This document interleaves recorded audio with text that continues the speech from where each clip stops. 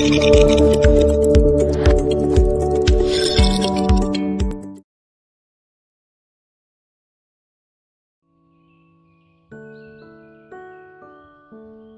kasih Mbak Gita, selamat malam Bapak dan Ibu-Ibu. Terima kasih Pak Edi sudah memberikan kesempatan.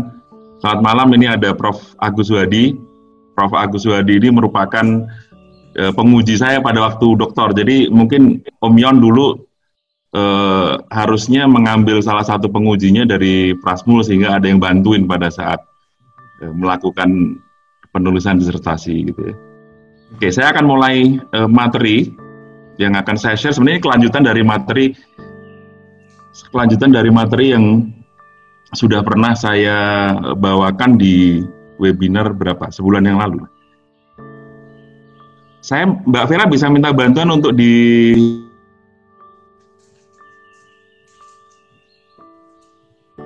Sorry, suaranya nggak hilang. Nggak jadikan co-host, Fer. Okay. Ya. Dijadikan co-host Mbak Vera supaya bisa share materinya. Ya, dan untuk bapak-bapak, ibu-ibu juga yang mau bertanya, monggo silakan langsung ketik aja ya di kolom chat ya. Jadi nanti kita bisa bahas lebih lanjut. Oke, sudah oke. Nah, ini kebetulan sejak adanya pandemi, saya agak sedikit mendalamin, sebenarnya aku banyak melakukan riset tentang apa sih sebenarnya black box yang dihadapi oleh organisasi-organisasi dengan kondisi yang sedemikian cepat berubah. Doakan di Q4 bukunya sudah bisa terbit, nanti saya akan share dan bisa minta masukan dari semua rekan-rekan di CEO Club.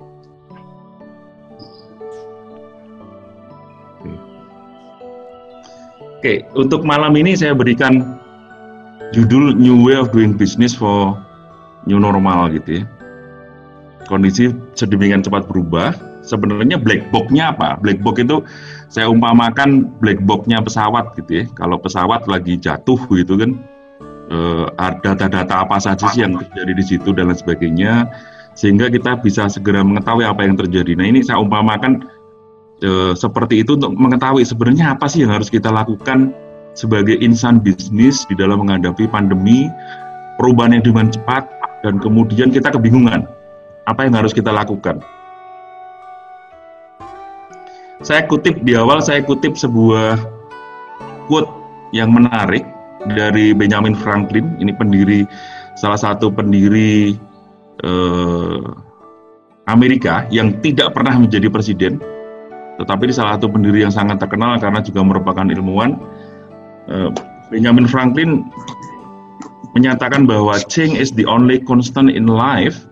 One's ability to adapt to those changes will determine your success in life. Jadi di tahun 1700 awal,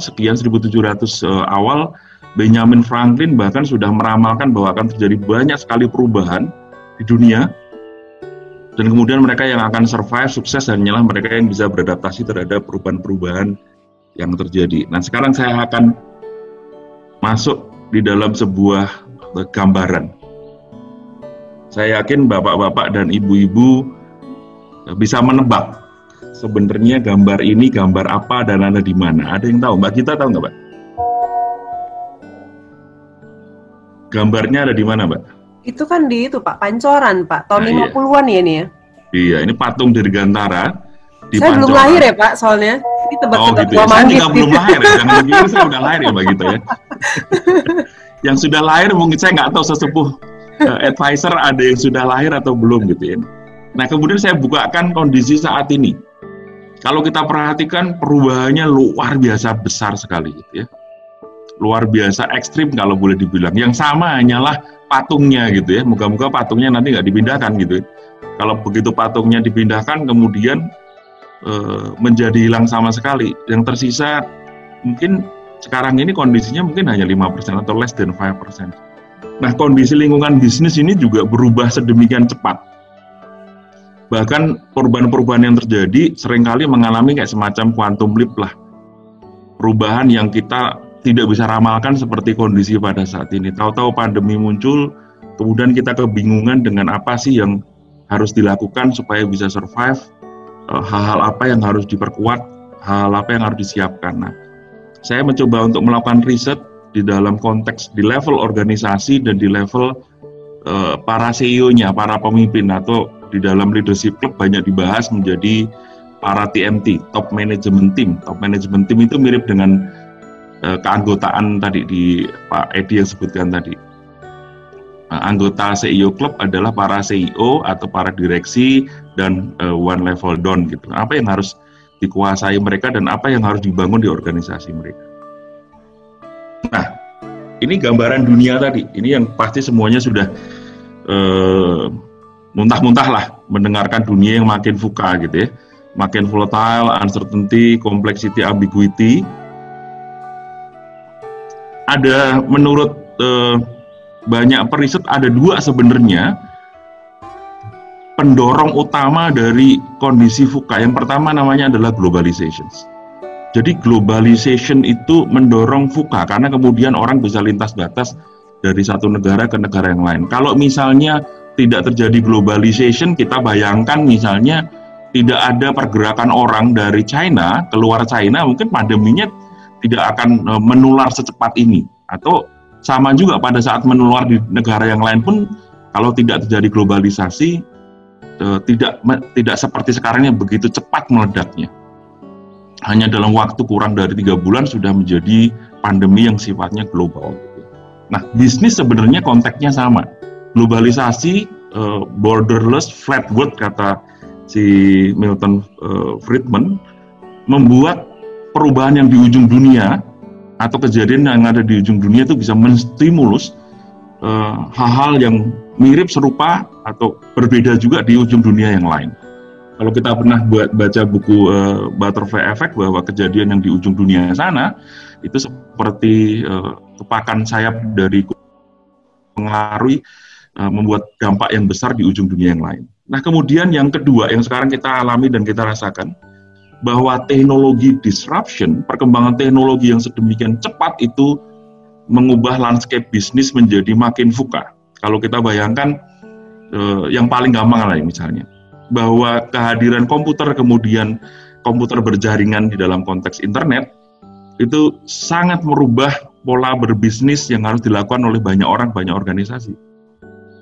Kita tidak bisa membayangkan kalau kita mau kembali lagi ke zaman tahun 80-an, saya masih ingat pada waktu saya SMP itu masih ada pelajaran mengetik gitu ya. Pelajaran mengetik zaman SMA tahun 80-an akhir baru mulai belajar komputer itu pakai DOS yang pada waktu ngetik itu harus banyak menggunakan skrip-skrip yang harus dihafalkan yang luar biasa. Dan kondisinya berubah dengan cepat. Teknologi ini mendisrupt banyak hal yang harus kemudian diantisipasi. Nah, kemudian ini saya tambahkan satu, ada wild card, ada kartu yang liar yang tidak dinyana-nyana gitu ya. Pandemi terakhir yang sifatnya global di flu Spanyol tahun 1918 tepatnya gitu ya. Ternyata terjadi berulang satu abad. 100 tahun berikutnya yaitu di tahun ini berulang dan sifatnya kartu liar ini menjadi disruptor yang luar biasa juga membuat dunia, khususnya juga dunia bisnis menjadi makin VUCA, makin perubahan itu makin nggak jelas, kemudian unpredictability dalam uncertainty ini, bagaimana mendapatkan resource, bagaimana pasarnya seperti apa, makin kompleks hubungan-hubungan yang ada di dalam dunia, dan kemudian tafsir-tafsir juga semakin tidak jelas. Nah, and this is the most important $1 million questions gitu kan. What will you do to survive in doing business? Dalam kondisi yang sedemikian VUCA, karena kalau kita kembali lagi ya, kita nggak mungkin menahan yang namanya globalization, nggak bisa. Dunia makin flat, makin kalau kita perhatikan misalnya paspor kita aja yang lemah ya. Paspor Singapura termasuk salah satu paspor yang paling kuat di dunia, itu bisa masuk hampir di 90% dunia tanpa harus ngurus visa. Artinya globalisasi orang-orang Singapura luar biasa. Kita berharap sih Indonesia juga naik.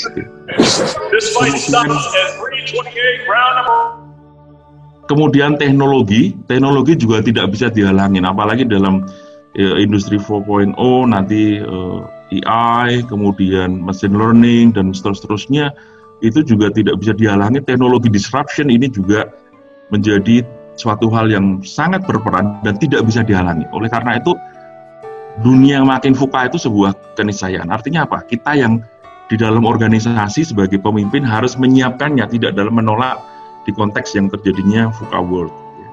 Nah, apa yang harus dilakukan? Menurut saya, menurut riset yang saya lakukan pada saat ini.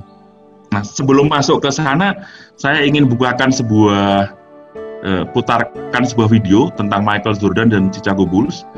Moga-moga Mbak Gita masih punya memori, saya nggak tahu pada ini tahun 90-an ini terkenal sekali Michael Jordan dengan Chicago Bulls. Saya akan putarkan videonya.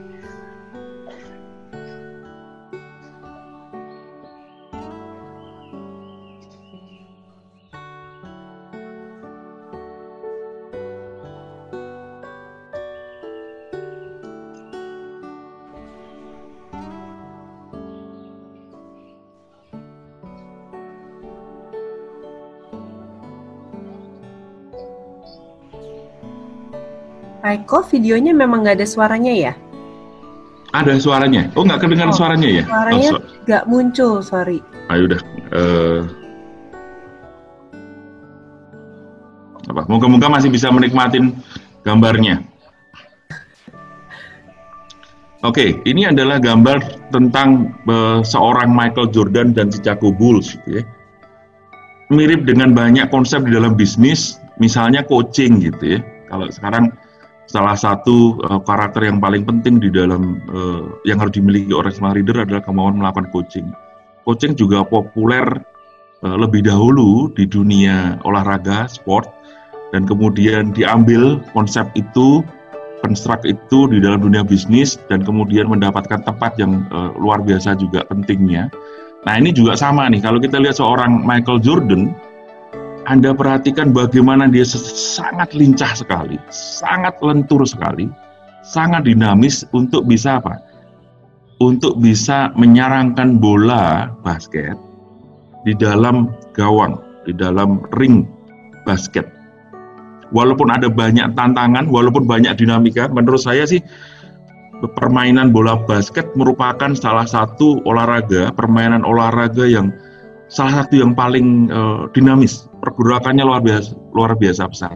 Maka oleh karena itu jangan tanya apakah saya main basket atau tidak. Ini salah satu olahraga yang bukan cukup saya hindari karena saya tidak kuat menghadapi dinamika basket yang luar biasa. Nah, seorang Michael Jordan dengan 6 cincin juara, 3 kali berturut-turut, 3 kali 2 berturut-turut, memiliki sebuah karakter kemampuan yang dinamakan agility, yang kemudian membuat dia bisa memimpin Chicago Bulls, dan kemudian Chicago Bulls dapat menjadi juara 6 kali, 3 kalinya berturut-turut. Nah, kemudian kita akan buka core konsepnya apa sih sebenarnya. Kalau Bapak dan Ibu perhatikan di business environment di atas, mau nggak mau VUCA world, bahwa dunia bisnis yang makin VUCA harus kita terima sebagai sebuah keniscayaan. Artinya apa? Karena kita tidak bisa menghalangi itu terjadi. Yang bisa kita lakukan, kalau istilahnya Pak Stephen Covey di dalam buku Seven Habits, circle of influence kita apa? Di dalam konteks kita menjadi CEO, jadi pemimpin di bisnis, individu kita sebagai seorang pemimpin, dan kemudian organisasi atau perusahaan yang kita pimpin. Di ujung kanan, kalau saya bilang ujung kanan, itu namanya construct atau dimensinya, saya namakan sebagai organizational agility. Untuk menghadapi dunia makin VUCA, organisasi, bisnis, atau perusahaan, kalau boleh dinamakan seperti itu, harus memiliki karakter, kemampuan yang responsif, yang fleksibel. Kemudian yang ketiga adalah capable. Nanti akan saya bahas agak lebih mendalam sedikit. Jadi harus RFC, responsif, fleksibel, dan capable. Nah, kemudian ini menjadi menarik adalah ini, karena ini kita bicara di CEO Club, organisasi dipimpin oleh para pemimpin, oleh para CEO-nya, oleh para direksinya, oleh kepala divisi-divisi yang ada dalam organisasi itu. Nah, itu juga harus memiliki karakter mindset yang tersendiri khusus. Saya singkat namanya menjadi GR. bukan GR gede rumongso gitu ya, tapi pemimpin yang agile, yang kemudian bisa memimpin organisasi yang agile, harus memiliki mindset yang growth mindset. Kemudian yang kedua harus embrace change, kemudian rapid execution. Jadi ada dua bagian, organisasinya agile, leadership-nya juga agile. Jadi harus memiliki leadership agility di dalam konteks kepemimpinan, organisasinya juga agility-nya juga harus kuat gitu ya. Nah, kita bahas agak sedikit lebih dalam. Jadi organizational agility tadi apa? Responsif, fleksibel, dan capable. Apa yang dimaksudkan dengan responsif sih? Kalau kita perhatikan tadi bahwa bisnis sangat dipengaruhi oleh environment. Jadi sebuah organisasi yang dinamakan organisasi yang responsif adalah organisasi yang bisa mendeteksi, mengakses, dan kemudian merespon terhadap perubahan-perubahan yang terjadi, perubahan apapun itu, seberapa cepatnya itu. Nah, untuk bisa merespon perubahan-perubahan yang ada di luar sana, organisasinya harus memiliki karakter yang fleksibel. Apa yang fleksibel? Sistem, strategi, people, orchard atau struktur, dan berbagai macam infrastruktur dalam organisasi. Itu harus fleksibel. Tidak bisa misalnya, kebetulan kemarin diskusi berdiskusi di tempatnya Pak Alimuddin, ada sebuah bisnis plan di mana targetnya adalah sebuah industri hospital gitu ya, hospitality gitu ya. Nah, kondisi sekarang ternyata hospitality yang paling kena. Nah, yang dibutuhkan kemudian supaya survive adalah bagaimana organisasi bisa cepat merespon itu dengan apa? Membuat organisasinya fleksibel. Kalau memang pada saat ini industri yang dibidik, di segmentasi dan target yang dibidik memang tidak memungkinkan untuk dibidik pada saat ini, harus secara fleksibel untuk melihat peluang-peluang yang lain, opportunity yang lain. Kemudian yang ketiga adalah capable. Untuk bisa merespon dan fleksibel, artinya organisasi memiliki apa? Kapabilitas, kemampuan, memiliki kompetensi.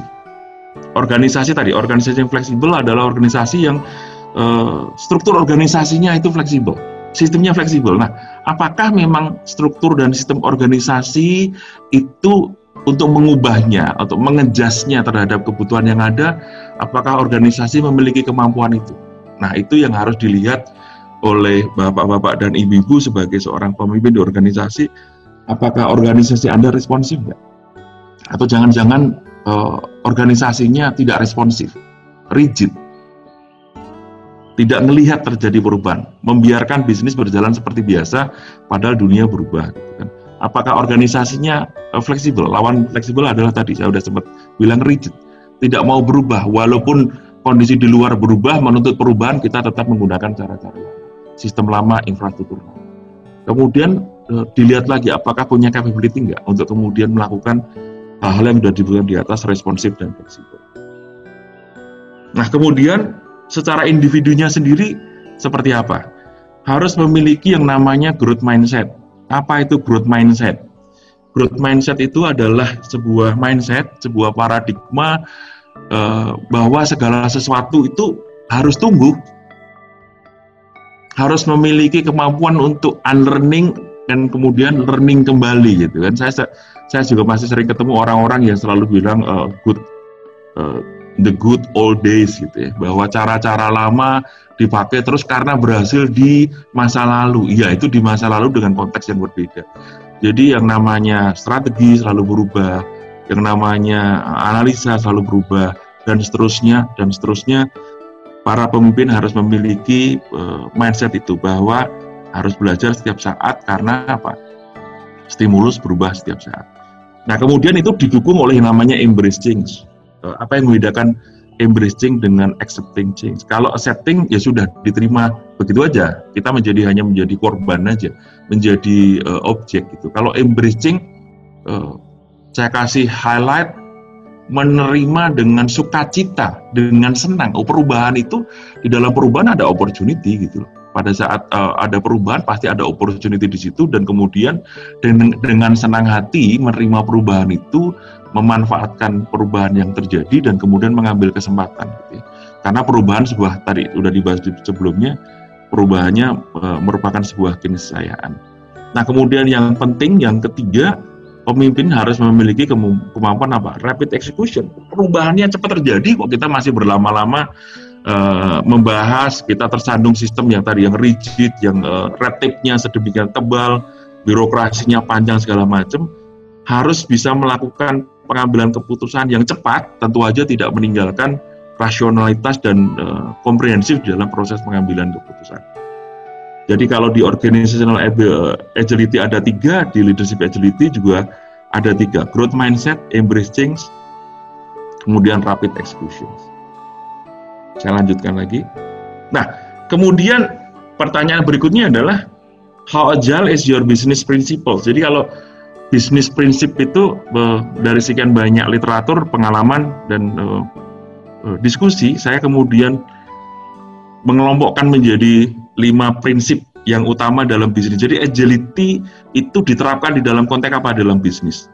Saya berikan singkatannya, namanya adalah CAMAR Focus. 5 kunci prinsip bisnis gitu ya.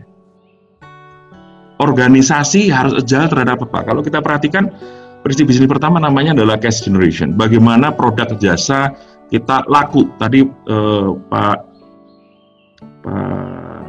Edi Romat ya, Pak bicara tentang bagaimana susah mendatangkan barang, kemudian menjual juga susah.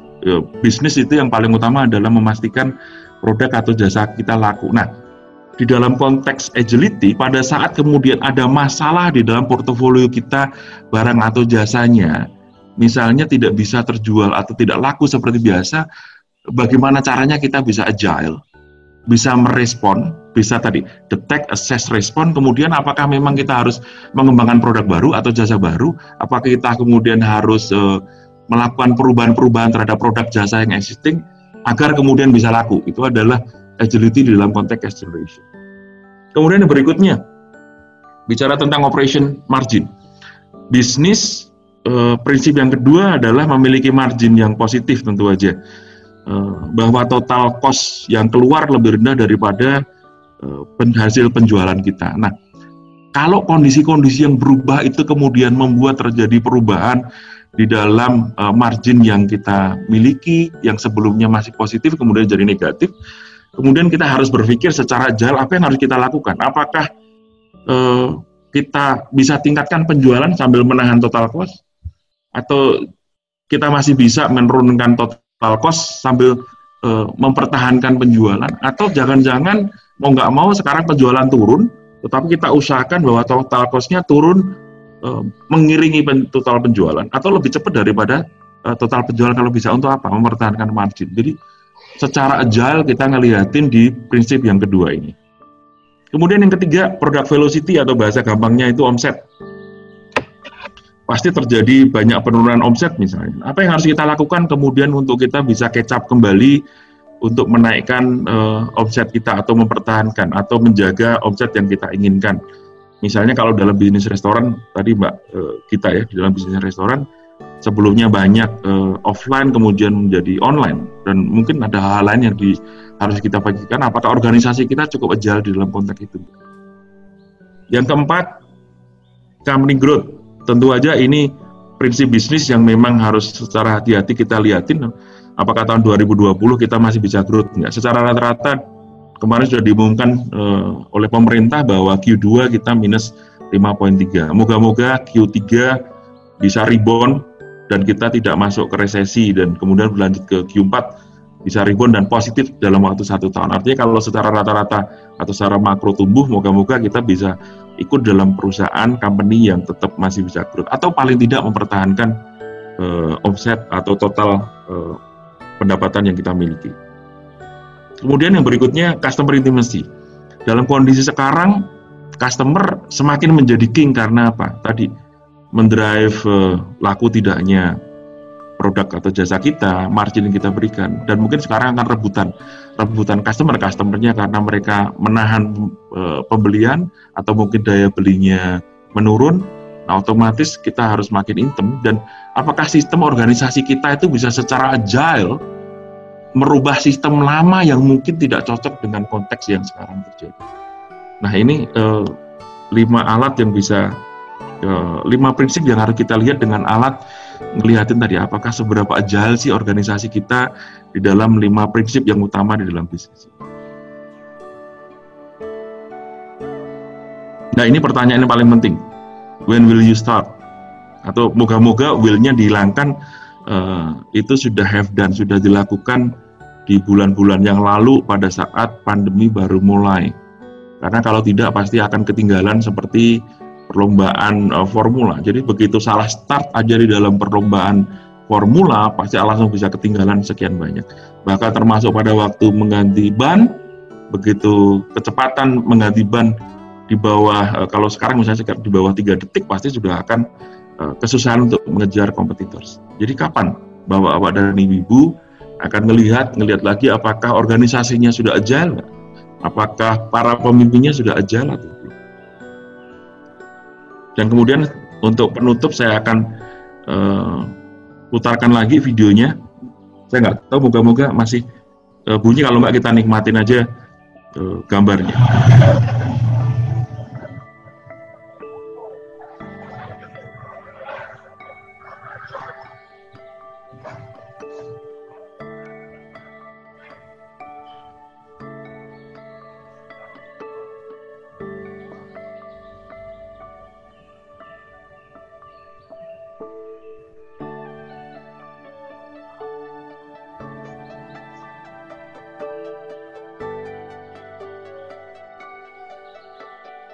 Oke. Video terakhir menunjukkan at the end of the day tujuan dari berbisnis adalah making money, create value gitu kan. Kalau si Michael Jordan adalah memasukkan nilai bahkan atau scoring gitu ya. Kalau perlu dengan gaya slam dunk yang luar biasa. Nah, tujuan utama itu didukung nggak? Bahwa sistem ini saya sering ketemu gini, waduh Pak, kita udah terbiasa dengan struktur yang ada, sistem yang ada dan seterusnya. Loh, kalau struktur, sistem, strategi kita kemudian tidak mendukung tujuan utama untuk scoring kalau Michael Jordan, untuk edit value, untuk create value, untuk making money, dan itu yang harus kita rubah gitu, supaya kemudian bisa serve tujuan utama dari berbisnis. Agility is the ability to adapt and respond to change. Agile organization view change as an opportunity, not a threat. Ini adalah kutipan dari Jim Highsmith, salah seorang yang mempelopori tentang agility di organisasi informatika. Ini sebagai penutup dari saya kembalikan kepada Mbak Gita, silakan.